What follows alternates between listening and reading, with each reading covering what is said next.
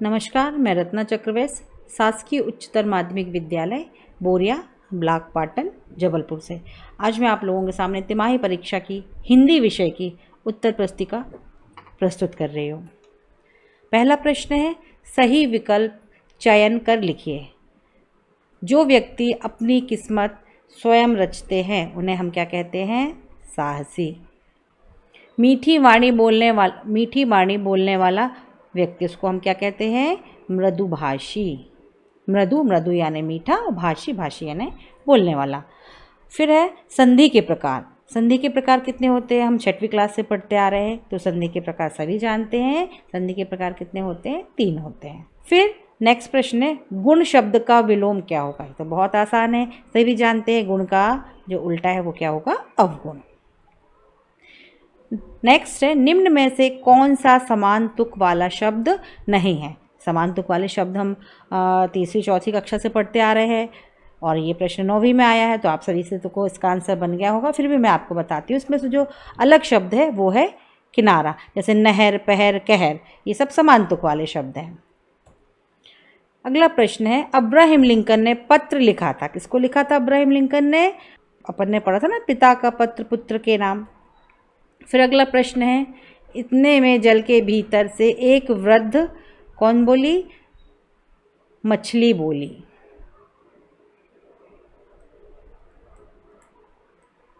फिर अगला प्रश्न है, हम तो परोसना ही भूल गए। इसका आंसर है पापड़। अंतरिक्ष यात्री को खाने के लिए केवल कौन सा पदार्थ दिया जाता है? तरल पदार्थ दिया जाता है। पंडित जसराज को रसराज भी कहा जाता है। हथियार जो फेंक कर चलाया जाए उसे हम भाला कहते हैं। यदि आपको लगता है इसके अलावा कुछ और भी आंसर हो सकता है तो आप कमेंट बॉक्स में लिखकर मुझे बता सकते हैं। हेलन केलन परिस्थितियों से क्या नहीं मानती थी? हार नहीं मानती थी। अगला प्रश्न है, निम्नलिखित कथनों के समक्ष सत्य या असत्य लिखिए। झूरी के बैल मुरई जाति के थे। ये जो प्रश्न है आपका, ये क्या है? असत्य है। उत्थान शब्द का विलोम पतन है। बिल्कुल सही। अड़ियल शब्द का अर्थ हठी होता है। बिल्कुल सही। गया झूरी का चाचा था। नहीं, बिल्कुल गलत है ये। झूरी बैलों को देखकर स्नेह से गदगद हो गया। बिल्कुल सही। हीरा और मोती में गहरी दोस्ती थी। बिल्कुल सही आंसर है ये। फिर आता है सही जोड़िए। अब आता है दुख। दुख के बाद दुख का क्या आएगा? नंबर। हम नंबर से दर्शाते हैं। 1 नंबर। दुख के साथ आएगा सुख। सम्माननीय। सम्माननीय को हम और क्या कहेंगे? आदर योग्य। क्या कहेंगे? आदर योग्य। फिर आता है भारत का अंतरिक्ष केंद्र। अंतरिक्ष केंद्र कहाँ है? भारत का अंतरिक्ष केंद्र नासा। याद। याद को हम और क्या कहते हैं? स्मरण। तो 2 बैलों की कथा। 2 बैलों की जो कथा है उसके जो लेखक हैं वो कौन है? मुंशी प्रेमचंद। गर्मा गर्म। गर्मा गर्म क्या होती हैं? रोटियां होती हैं। क्या होती हैं? रोटियां होती हैं। फिर निम्नलिखित प्रश्नों के उत्तर एक वाक्य में लिखिए। झूरी काची के बैलों के नाम क्या था? सभी जानते हैं, बहुत ही आसान आंसर है। क्या नाम था? हीरा, मोती। वे शब्दांश जो शब्द बनाते समय पहले लगाए जाते हैं। पहले क्या लगाए जाते हैं? उपसर्ग या प्रत्यय। तो पहले क्या लगाया जाता है? प्रत्यय लगाया जाता है।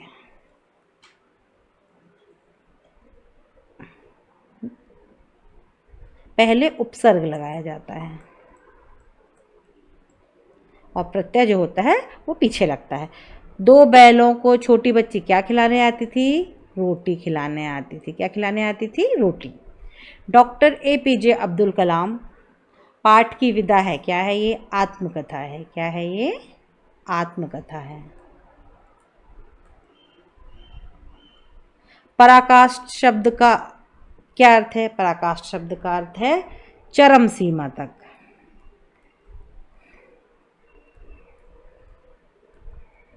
हेलन केलन ने किन किन भाषाओं का ज्ञान प्राप्त किया था?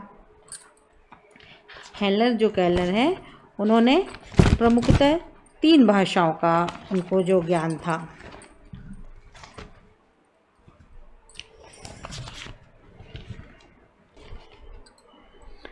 लैटिन, फ्रेंच और जर्मन। फिर निम्नलिखित शब्दों के अर्थ लिखिए। ऊषा, ऊषा को हम क्या कहते हैं? सुबह कहते हैं। प्रचंड, प्रचंड यानी क्या होता है? बड़ा होता है। अफवाह, अफवाह यानी क्या होता है? खबर होता है। और झमेला, झमेला मीन्स क्या होता है? गलती। फिर अगला प्रश्न, निम्नलिखित शब्दों के तद्भव रूप लिखिए। मृतिका, मृतिका को हम और क्या कह सकते हैं? मिट्टी कहते हैं। स्वप्न को सपना, अग्नि को आग, आश्रु को आंसू। मेजबान लोक कथा के आधार पर लिखिए कि मेहमान कैसे थे और उन्हें भोजन में ज़्यादा क्या पसंद था। मेहमान जो थे वो बहुत ख़ास थे और उन्हें जो भोजन में है सबसे ज़्यादा पापड़ पसंद थे। निम्नलिखित शब्दों का प्रयोग करते हुए एक वाक्य बनाकर लिखिए। अपन को मेहमान और भोजन दोनों वाक्यों को मिलाकर के एक वाक्य, दोनों शब्दों को मिलाकर के एक वाक्य बनाना है। तो अपन क्या बना सकते हैं इसमें कि आज हमारे घर मेहमान भोजन पर आए, घर आए। डॉक्टर APJ अब्दुल कलाम को अपने माता पिता से विरासत में कौन से गुण मिले थे? तो डॉक्टर APJ अब्दुल कलाम को अपने माता पिता से विरासत में ईमानदारी व अनुशासन के गुण मिले थे। अगला प्रश्न है, गैलीलियो गैलिली और मैरी क्यूरी वैज्ञानिकों ने कौन सी खोज की थी? ये सारे प्रश्न अपने ब्रिज कोर्स के हैं जो अपन ने पढ़ चुके हैं और बहुत आसान आंसर है इसका। तो गैलीलियो ने टेलीस्कोप की खोज की थी और मैरी क्यूरी ने रेडियम की खोज की थी। कांजी हाउस में पशुओं की हाजिरी क्यों ली जाती थी? लिखिए। तो ये प्रश्न, ये पार्ट भी अपन ने बहुत अच्छे से पढ़ा है। तो क्यों ली जाती थी?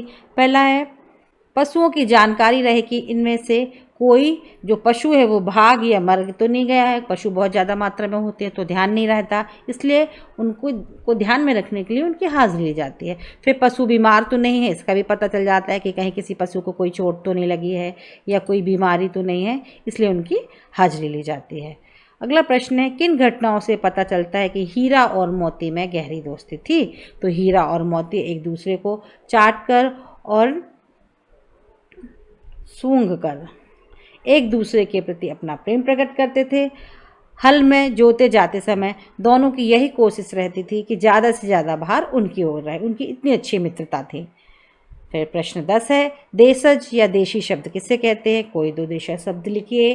तो हिंदी भाषा के वे शब्द जिनकी उत्पत्ति के मूल का पता ना हो परंतु वे प्रचलन में हों, ऐसे शब्द देशज शब्द कहलाते हैं, जैसे कि लोटा, कटोरा आदि। अगला प्रश्न है, निम्नलिखित शब्दों की वर्तनी सुधार कर पुनः लिखना है। तो वर्तनी सुधारना तो बहुत आसान है। ये देखिए, अपन आत्मानुशासन कर लिया अपन ने, सामंजस्य लिख दिया, संघर्ष लिख दिया और गुरुत्वाकर्षण, जो ये कि बहुत ही आसान प्रश्न है। प्रश्न 11वां है, मुंशी प्रेमचंद के साहित्य की कोई दो विशेषताएं लिखिए। साहित्य परिचय में हमने आपको जैसे कि पहले बताया था, बहुत ही आसान होता है और यदि आप किन्हीं दो विशेष साहित्यकारों के नाम 2-4 के आप यदि याद कर लेते हैं तो आप बाकी में भी उनके विशेषताएं लिख सकते हैं आप।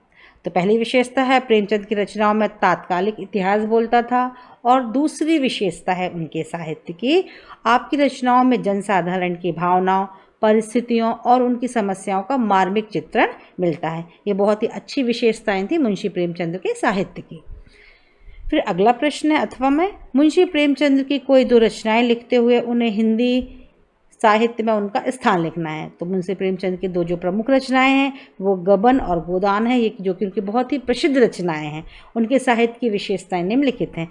प्रेमचंद उपन्यास सम्राट को उपन्यास सम्राट भी कहा जाता था। वे युग प्रवर्तक, कहानीकार होने के साथ साथ नए कहानीकारों में भी अपना विशिष्ट स्थान रखते थे। आधुनिक इतिहास जगत में कहानी कला को अक्षुण्ण बनाए रखने वाले कलाकारों में वे अग्रणी थे। इतने महान हमारे मुंशी प्रेमचंद थे।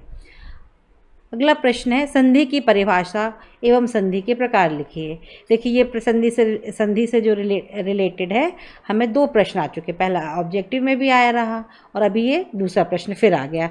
तो संधि की परिभाषा क्या होगी? दो अक्षरों के आपस में मिलने से उसके आकार और ध्वनि में जो विकार उत्पन्न होता है उसे हम क्या कहते हैं?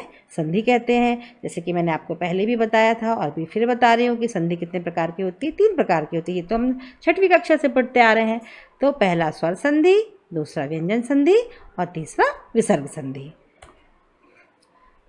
अगला प्रश्न है, निम्नलिखित शब्दों का संधि विच्छेद कर लिखिए। देवालय, देव धन आलय, देवालय, और ये जो संधि का नाम है इसमें दीर्घ स्वर संधि है। पावक, पौ धन आवक, अयादि स्वर संधि। सुधन आगत, यण स्वर संधि। और सुरेश, सुधन रेश, गुण स्वर संधि। विशेषण किसे कहते हैं? जहरीला सांप। रेखांकित शब्द से विशेषण और विशेष छांटकर लिखिए। जो शब्द संज्ञा या सर्वनाम की विशेषता बताते हैं उन्हें हम क्या कहते हैं? उन्हें हम कहते हैं विशेषण। उन्हें हम क्या कहेंगे? विशेषण। और जहरीला सांप शब्द में जहरीला विशेष है और सांप जो है वो विशेषण है। अगला प्रश्न है, अपनी पसंद की कविता की कोई 4 पंक्तियाँ लिखिए। ये प्रश्न जो है वो बहुत ही आसान है, बहुत ही आसान प्रश्न है। आपने बचपन से लेकर अभी तक कोई भी जो कविताएं आपने पढ़ी हो या सुनी हो या जो आपको याद है आप उसमें लिख सकते हो। मुझे बचपन में पढ़ी हुई कविता याद थी, चमक उठी सन 57 की वह तलवार पुरानी थी, बूढ़े भारत में आई फिर से नई जवानी थी, बुंदेले हर बोलों के मुँह हमने सुनी कहानी थी, खूब लड़ी मर्दानी वह तो झांसी वाली रानी थी। अगला प्रश्न है, प्रत्यय किसे कहते हैं? वान प्रत्यय का प्रयोग करते हुए 2 शब्द बना करके लिखिए। मूल शब्द के अंत में कुछ शब्दांश जोड़े जाते हैं। अभी आप इसके पहले भी प्रश्न आ चुका था इससे रिलेटेड, और अभी फिर दोबारा प्रश्न आ गया कि मूल शब्द के पहले जो शब्द जोड़े जाते हैं उन्हें हम क्या कहते हैं? मूल शब्द के अंत में कुछ शब्दांश जोड़े जाते हैं उन्हें प्रत्यय कहते हैं। जैसे गुणवान, धनवान, पुत्रवान, इसमें वान है, प्रत्यय में जो शब्द होता है वो पीछे लगता है। कारक किसे कहते हैं? कारक के भेद कितने भेद हैं? लिखिए। संज्ञा या सर्वनाम की जिस रूप से वाक्य का संबंध किसी दूसरे वाक्य के साथ जाना जाए उसे हम क्या कहते हैं? कारक कहते हैं। और कारक कितने प्रकार के होते हैं? 8 प्रकार के होते हैं। कितने प्रकार के? 8 प्रकार के। 8 प्रकार के कौन कौन से हैं? कौन कौन से कारक हैं? कर्ता कारक, कर्म कारक, करण कारक, संप्रदान कारक, अपादान कारक, संबंध कारक, अधिकरण कारक। और फिर प्रश्न है, पर्यायवाची शब्द किसे कहते हैं? नेत्र शब्द के 2 पर्यायवाची शब्द के पर्यायवाची हम बहुत छोटी कक्षाओं से पढ़ते आ रहे हैं। तो पर्यायवाची शब्द की परिभाषा क्या होगी? ऐसे शब्द जिनके असमान हो, जिसके अर्थ समान हो, पर्यायवाची शब्द कहते हैं। ये थोड़ी सी ये मिस्टेक हो गई है। वे शब्द जिनके अर्थ समान हो पर्यायवाची शब्द कहलाते हैं। जैसे नेत्र के पर्यायवाची चक्षु और नयन हो गई। थोड़ा सी मिस्टेक हो गई है ये। फिर अगला प्रश्न है, समान अर्थ प्रकट करने वाले युग्म अभिमान और अहंकार का वाक्य में प्रयोग लिखिए। तो अभिमान का और अहंकार का अपन सेंटेंस बनाते हैं। रावण अहंकारी व्यक्ति था, हमें अपने आप पर अभिमान नहीं करना चाहिए। बहुत ही आसान प्रश्न है ये। मुहावरे और लोकोक्ति में कोई द्वंद्व, ये बहुत इंपॉर्टेंट प्रश्न है और ये अक्सर परीक्षाओं में पूछा जाता है। तो लोकोक्ति में और मुहावरे में क्या होता है? लोकोक्ति वाक्य के रूप में प्रयोग हो सकती है, लेकिन जो मुहावरा है वह स्वतंत्र रूप से प्रयोग नहीं हो सकता। लोकोक्ति का उदाहरण, धोबी का कुत्ता घर का न घाट का, और मुहावरे में आता घर का भेदी लंका ढाई। फिर अगला प्रश्न है, निम्नलिखित मुहावरों का अर्थ एवं वाक्यों में प्रयोग करें। तिल का ताड़ बनाना, तिल का ताड़ बनाने का अर्थ क्या होता है? छोटी सी बात को बहुत ही बढ़ा चढ़ा करके बोलना। वाक्य, कभी कभी लोग छोटी छोटी बातों का तिल का ताड़ बना देते हैं। बहुत ही आसान सेंटेंस है ये। फिर है ईद का चांद होना, ये बहुत पहली 6वीं कक्षाओं से हम पढ़ते आ रहे हैं। ईद का चांद होना, हाँ, तो इसका अर्थ क्या होता है? बहुत दिनों बाद नज़र आना। आपने देखा होगा आजकल तो 2000 के नोट बंद हो गए हैं, वो भी कैसे हो गए हैं? ईद के चांद के समान। तो आजकल तो 2000 के नोट ईद के चांद की तरह हो गए हैं। फिर आता है प्रश्न, निपात। निपात शब्द किसे कहते हैं? उदाहरण से स्पष्ट कर लिखिए। वे शब्द जो वाक्य में किसी शब्द के बाद बल देने के लिए लगाए जाते हैं निपात कहलाते हैं। जैसे भी एक निपात शब्द है और तुम्हारे साथ ये भी चलेगा। यहाँ जहाँ पे जोर देने की बात होती है वहाँ पर निपात शब्द का प्रयोग होता है। फिर अगला प्रश्न है, निम्नलिखित निपात शब्दों का प्रयोग करते हुए एक एक वाक्य बना करके लिखिए। अब कुछ निपात शब्द हैं, केवल, ही, तक, तो उनके अपन वाक्य देखते हैं। केवल, यह प्रतियोगिता केवल आज चलेगी। फिर ही, मैं ही सर्वगुणी हूँ, तक यहाँ से जंगल तक अंधेरा ही अंधेरा है। तो ट्रेन छूटी तो दिल्ली नहीं जा पाओगे, अगर छूट गई तो कैसे जा पाओगे। अगला प्रश्न है, निम्नलिखित विराम चिन्हों का प्रयोग करते हुए एक एक वाक्य बनाइए। देखिए पहला जो प्रश्न है, पहला जो चिन्ह है वो प्रश्नवाचक है। क्या आज सोमवार है, ये प्रश्नवाचक का निशान है। फिर है विस्मयादि बोधक, अरे जहाँ कहीं भी आश्चर्य वाली बातें होती हैं, जहाँ पे आप चौंक जाओ, अचंभा वाली बात होंगी, वहाँ पर विस्मयादि बोधक चिन्ह का प्रयोग होता है। जहाँ पर अरे, वाह, आश्चर्य वाली बात होगी, वहाँ पर हम ये विस्मयादि बोधक चिन्ह का प्रयोग करेंगे। फिर आता है पूर्ण विराम, मैं तो घर जा रहा हूँ। जब कोई वाक्य पूर्ण हो जाता है तो उस वाक्य को हम समाप्त करने के लिए पूर्ण विराम का प्रयोग करते हैं। निम्नलिखित वाक्यों में उचित विराम चिन्हों का प्रयोग कर वाक्यों को पुनः लिखिए। ये देखिए वाक्य पुनः लिखे हुए हैं। क्या तुम कल बाजार गए थे, तो ये पूछा गया तो ये प्रश्नवाचक हो गया। वाह क्या अद्भुत अनुभव है, तो यहाँ पर आश्चर्य वाली बात हुई है, सरप्राइज वाली, शॉकिंग वाली बात हुई है, तो यहाँ पर विस्मयादि लगेगा। ताप पाकर ही सोना निखरता है, ये वाक्य सामान्य वाक्य है, साधारण वाक्य है और पूर्ण वाक्य है, तो इसके बीच लास्ट में हमने ये पूर्ण विराम लगा दिया। फिर अगला प्रश्न है, अपने प्रिय शिक्षक के बारे में अपने शब्दों में लिखिए। अब हम अपने बारे में खुद कैसे लिख सकते हैं, तो आपको स्वयं इसके बारे में लिखना है। छात्र अपने अनुभव के आधार पर, इतने सारे आपके स्कूल में, आपके विद्यालय में शिक्षक होंगे, उन शिक्षकों के बारे में आपको स्वयं लिखना है। आप मुझे कमेंट कर करके ज़रूर बताइए कि आपको आपके स्कूल में कौन से फेवरेट टीचर आपको बहुत ज़्यादा पसंद आते हैं, उनकी आपकी क्या बातें अच्छी लगती है, आप कमेंट बॉक्स में ज़रूर बताएं मुझे। रेलगाड़ी, बस, बैलगाड़ी, साइकिल, मोटरसाइकिल में से जिस पर आपने यात्रा की हो, उस यात्रा का वर्णन अपने शब्दों में लिखें। वैसे ये भी आप लोग अपने शब्दों में लिखते तो ज़्यादा बेहतर होता, लेकिन मैंने इसका छोटा सा आंसर आपको बता दिया है। हम सभी लोग अपनी पहली यात्रा को करते समय बहुत खुश थे।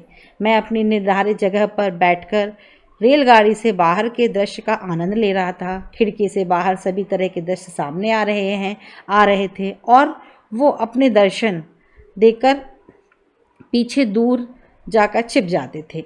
उन दृश्यों को देखकर ऐसा लग रहा था मानो वे मेरे साथ आँख मिचोली खेल रहे हों। मुझे अपनी पहली रेल यात्रा में बहुत आनंद आ रहा है। और आप अपनी यात्रा के बारे में अपने शब्दों में भी लिखें, और कोई आपका ऐसा कोई यादगार पल हो या यादगार कोई घटना हो तो आप मुझे कमेंट बॉक्स में लिखकर ज़रूर बताएं। फिर जल ही जीवन है विषय पर एक अनुच्छेद लिखिए। बहुत आसान सा विषय है। आजकल गर्मियों में सबसे ज़्यादा जो समस्याएं होती हैं वो जल के बारे में होती हैं। इसके तो समस्याओं को तो इंसान अपने शब्दों में ही बयां कर सकता है, तो आप चाहें तो इसे अपने शब्दों में भी मुझे बता सकते हैं। तो जल एक ऐसी कीमती चीज़ है जिसके बिना इंसान का कोई अस्तित्व नहीं है। जल हमारे लिए ईश्वर का दिया हुआ क्या है, वो वरदान है, तोहफा है, गिफ्ट है। वह न केवल पीने के लिए काम आता है, बल्कि इससे हम नहाते हैं, कपड़े धोते हैं, खाना पकाते हैं, साफ़ सफाई भी करते हैं। पानी का न केवल मनुष्य के लिए ज़रूरी है, बल्कि जीव जंतु और पक्षियों के लिए भी उतना ही महत्वपूर्ण है। अभिप्राय ये है कि जल जो है हमारे लिए बहुत इम्पॉर्टेंट है। फिर अगला प्रश्न है, त्रैमासिक परीक्षा की तैयारी के संबंध में शिक्षक और विद्यार्थी के मध्य संवाद लिखिए। अब संवाद आप बहुत आसान विषय है, आप अपने शब्दों में भी लिख सकते हैं। कुछ आसान शब्दों में इस तरह से, अध्यापक, सुरेश तुम्हारा गृह कार्य कहाँ है? छात्र, सर मैं अपना गृह कार्य नहीं कर पाया हूँ। अध्यापक, क्यों नहीं किया?